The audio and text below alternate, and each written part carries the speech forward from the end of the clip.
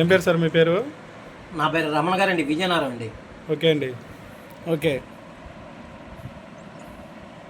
ఇప్పుడు ఈ all in వన్తో స్టార్ లైఫ్ కంపెనీ యొక్క ఆల్ ఇన్ వన్తో మనకు ఈ ద్రాక్ష పళ్ళు అనేది మనము క్లీన్ చేసుకోవాలని చెప్పినారు. అవును సార్.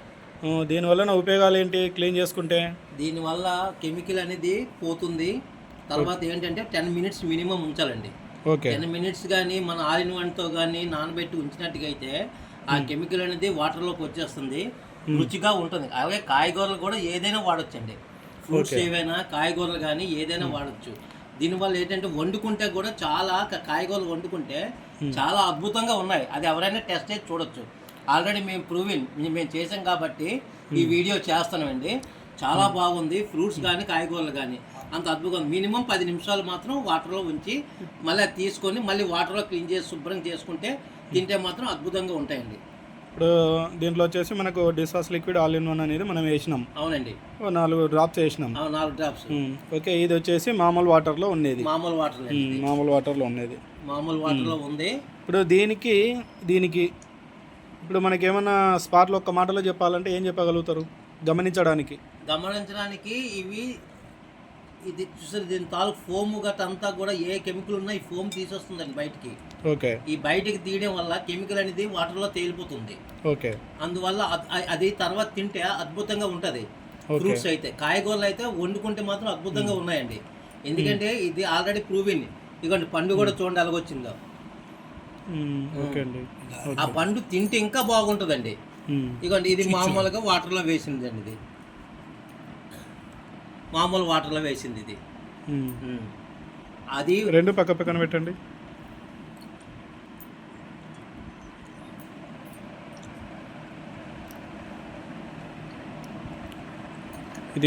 ఇది వచ్చేసి ఆల్ ఇన్ వన్ డిష్ వాష్తో క్లీన్ చేసేయండి. ఇది వచ్చేసి నార్మల్ వాటర్తో ఉన్నది.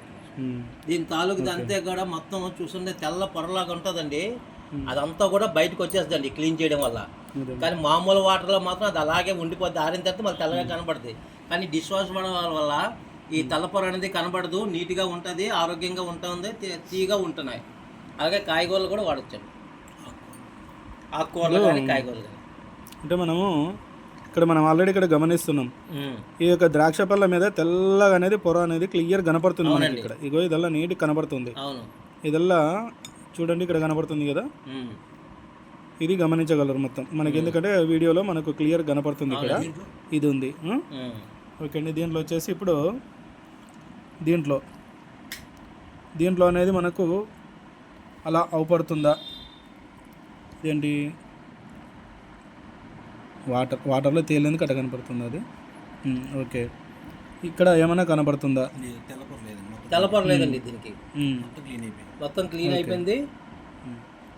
అది తినిన తర్వాత తినేవాళ్ళు చెప్తే ఇంకా బాగుంటుందండి. మేము ఆల్రెడీ వాడాం కాబట్టి రుచిగా ఉన్నాయి కాబట్టి ఈ వీడియో చేయడం జరుగుతుంది. ఇదిగోండి తెల్లపొర ఉంది చూసారు దీనికి. అదే చూస్తున్నాను. ఇక్కడ వాటర్లో తేలింటే కొద్దిగా అది తెల్లగా అనిపించింది, అందుకే అది పైకి తేలింది కాబట్టి అట్లా కనపడింది. అదే లోపలికన్నీ చూస్తే లేదు. లేదు. దీంట్లో కూడా మనం అలాగనే లోపలికన్నీ చూద్దాము. లోపలికన్నీ చూసినప్పుడు కూడా ఇది తెల్లపొర అనేది క్లియర్గా అవపడుతుంది. అదిగో అదంతా అనేది మనకు కెమికల్ ద్వారా వచ్చినటువంటి తెల్లపొర అంటారా మీరు? కెమికల్ ద్వారా వచ్చిన తెల్లపొర అండి అది.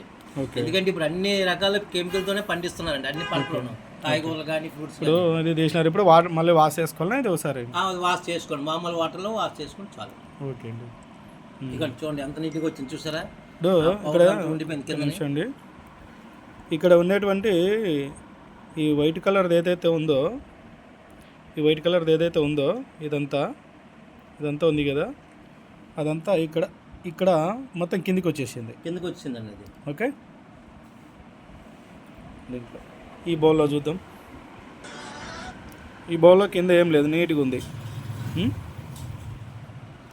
ఈ బౌల్లో చూసేసరికి మొత్తం కిందికి వచ్చేసింది. Okay. Thank you sir. Thank you very much.